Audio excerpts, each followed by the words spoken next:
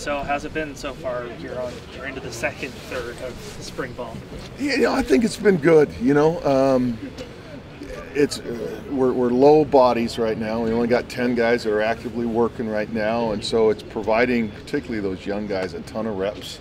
And I can see improvement in technique and understanding each and every day. So I like the direction we're heading. Am I a little bit impatient? Want some guys to progress a little faster? Absolutely, but it's coming. It's coming. Yeah. That's something that we've been talking about, the second-year guys. We saw Will out there, but we're seeing more of Matt Cindric and Mello and Jasper and Miles. How are all the other four that didn't really get a chance to play progressing? I think Matt Cindric's definitely going to be a candidate to help us. Brandon Mello, is a guy that we have to be able to count on next year to help us and step up, So, Jasper, I'm moving him both tackle and guard spots, and he's made a ton of improvement, particularly just in his body composition, getting a lot more, agile and active, and he works really hard at it and understanding the schemes and everything. So, he's going in the right direction. Yeah. I know that you like to move guys around, but are you starting to see some places where guys fit better than others? You're starting to I am. Yeah, I am. But I'm still not going to let him get in the comfort zone of just playing one position. Starting to really, we're a little thin at just tackle depth right now. So, having to work, guys out there a little bit, and don't be surprised if you see a guy like Gentle Williams out there at left tackle, just to, again, get them acclimated a little bit to it. You talked about, not wanting them to get comfortable. Is that really what kind of moving them around gives them? Is there anything else, other kind of benefits for them in that? Well, I just think that, so if during the season where we get to a point where, we get an injury and you're my sixth best player, but you've never played that position before, it's just a lot less to overcome from a mental and a physical standpoint than if you've had some familiarity and experience with it. And that's, now's the time to do it. So again, you can one, evaluate how they are at that position, and secondly, it's not a deal where it's a make or break if kid gives up a sack or misses a block, something like that, So now's the time to definitely kind of let them get their feet wet, so to speak. With Will Craig, you kind of saw him develop as a player last season. What kind of strides have you seen him even make to the start of spring football? Well, from a mental standpoint, I think just the way he approaches things right now.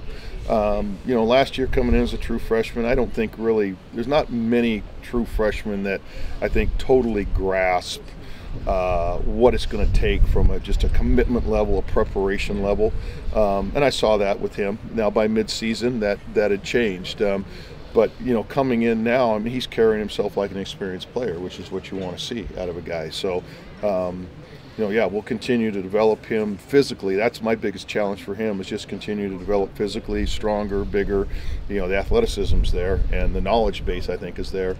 So now it's just what can he do to really make himself not just a Pac-12 tackle, but I think he's got the ability to be, one of those kind of All-American kind of guys. He's got that kind of talent.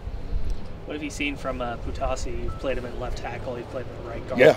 He's one of those guys that's getting a lot of work, and I think PJ is going to be a guy that is going to need to help us this year, in a swing position role. So, like I said, the more reps he can get, both he and Jasper are kind of, on that left side with the twos are working back and forth at guard and tackle, and it's exactly what I was alluding to earlier, just getting him a comfort level and giving me an idea of, hey, can I count on this guy during the season to line up and play that position?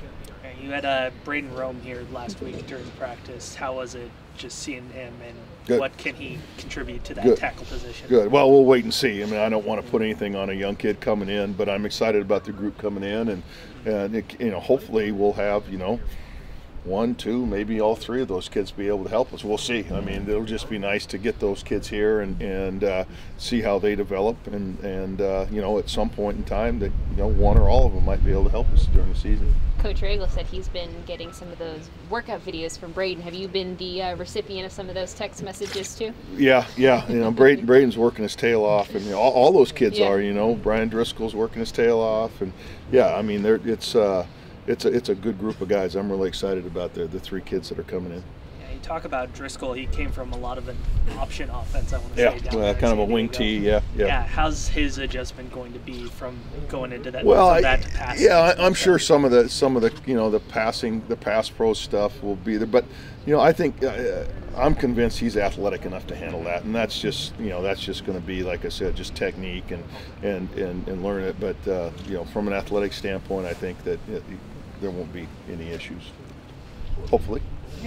I asked Coach Wilcox on Monday about just the transition being so short between last season and this year with such a late bowl game, the extra practices, and then only about a month and a half off before you guys jumped into spring ball. Yeah. Do you see a sense of just eagerness for the players to be back here out so fast? Like, do you see a benefit from the coaching standpoint?